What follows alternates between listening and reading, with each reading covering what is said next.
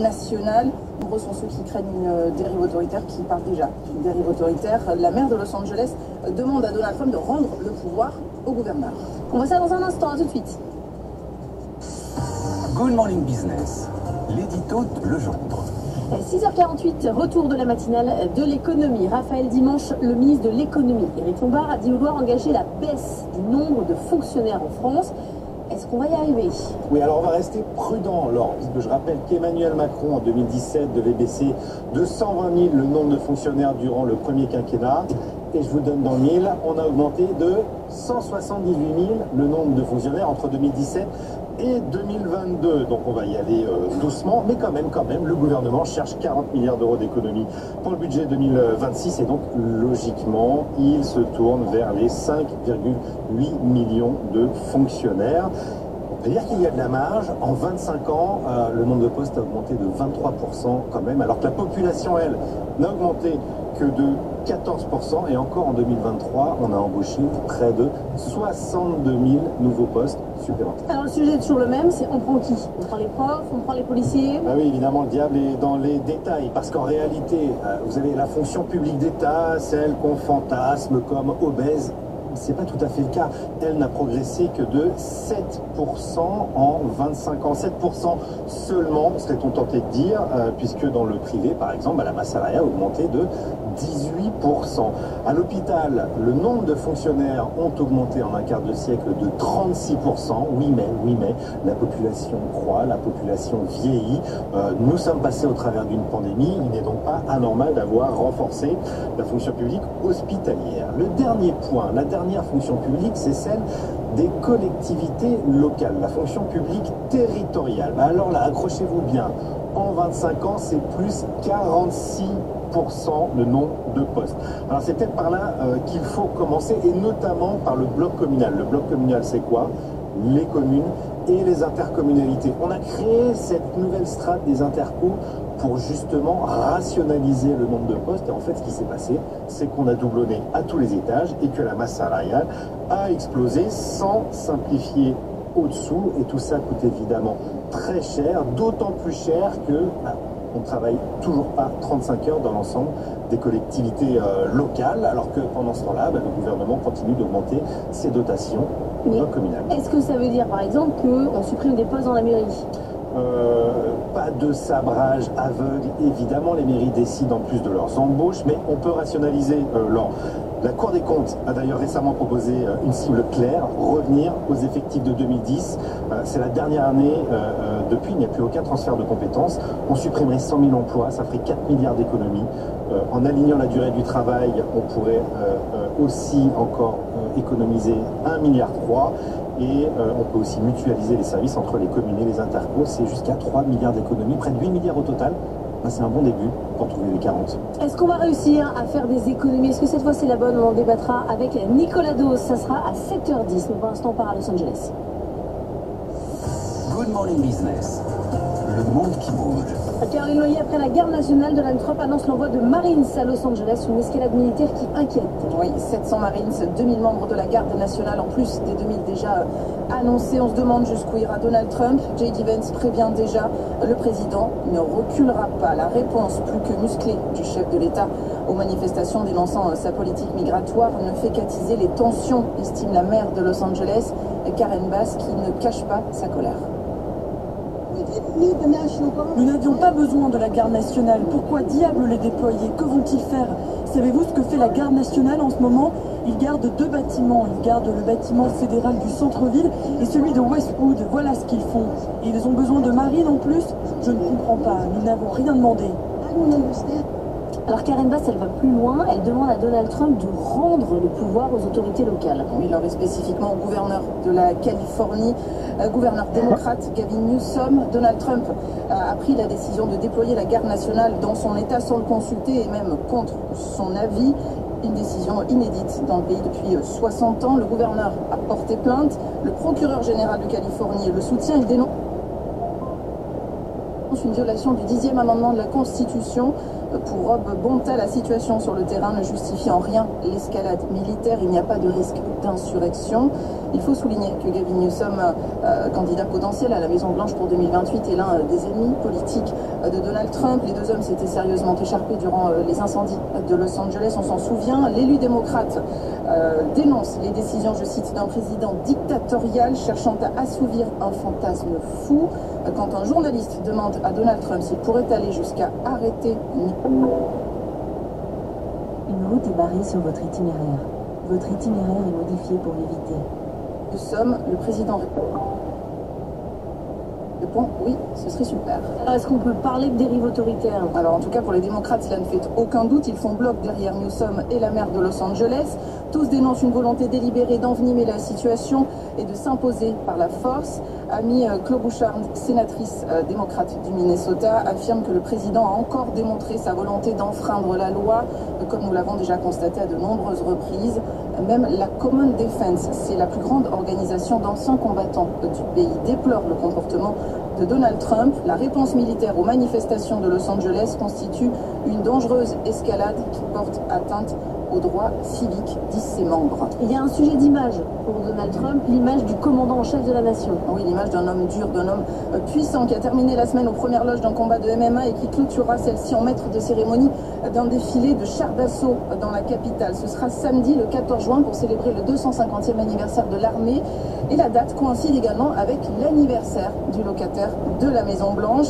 Donald Trump réalisera ainsi son rêve qui ne s'était pas concrétisé lors de son premier mandat car jugé trop coûteux. Cette fois, les spécialistes se demandent si les routes de Washington DC résisteront au poids des chars. Cela pourrait aussi endommager des conduites de gaz souterraines, mais ce n'est visiblement pas le souci d'un président qui veut un défilé militaire à la hauteur de sa grandeur. Le monde qui bouge, ça peut retrouver un replay et un podcast sur l'application BFM Business. Dans un instant, journal de 7h, on va revenir sur les négociations entre la Chine et les États-Unis. Ça avance bien selon le président américain qui est particulièrement optimiste avec un objectif clair, ouvrir la Chine. C'est pas simple.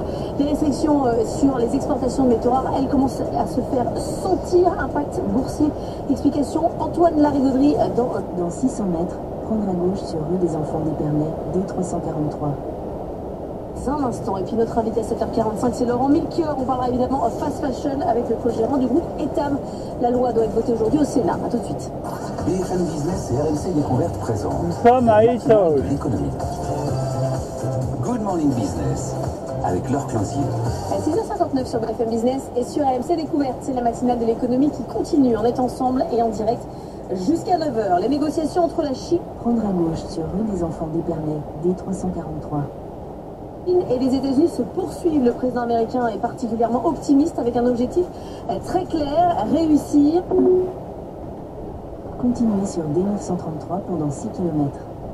À ouvrir à la Chine, c'est pas simple, alors que les restrictions sur les métaux rares commencent à se faire sérieusement sentir. Margot Faudéré, dans un instant, Antoine Larigauderie sur les impacts boursiers. Los Angeles contre Donald Trump, la situation se tend. 2000 réservistes supplémentaires envoyés en Californie pour répondre aux manifestations contre la politique migratoire. Donald Trump considère que ce serait une super idée d'arrêter le gouverneur de Californie.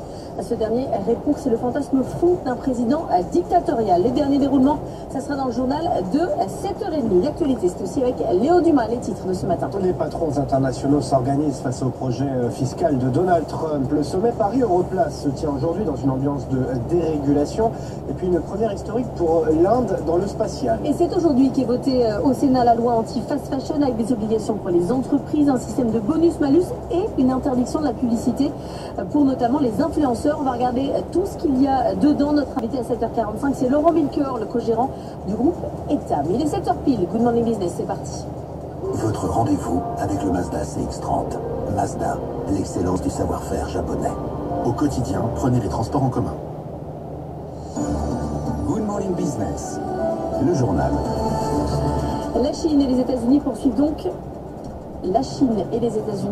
donc les discussions. Oui, Chinois et Américains sont à nouveau réunis, cette fois à Londres, pour tenter de consolider leur fragile trêve commerciale.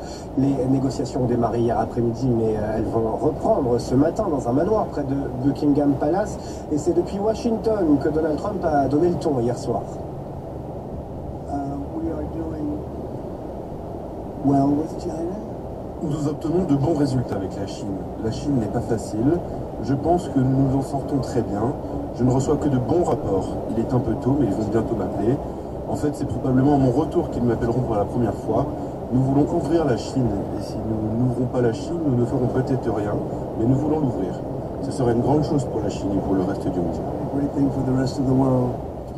Voilà le président américain qui attendait des nouvelles de ses négociateurs hier soir, Donald Trump, qui le dit clairement, on veut ouvrir la Chine. Et là, il parle des barrières non tarifaires de Pékin, Margot Faudéré. Oui, en particulier sur la question des métaux dont la Chine limite les exportations depuis plusieurs semaines comme une manière de riposter face aux tarifs américains. Alors pour rappel, Pékin assure environ 70% de la production mondiale de terres rares, des minerais qui sont indispensables pour la production notamment d'aimants qui sont utilisés dans la filière automobile.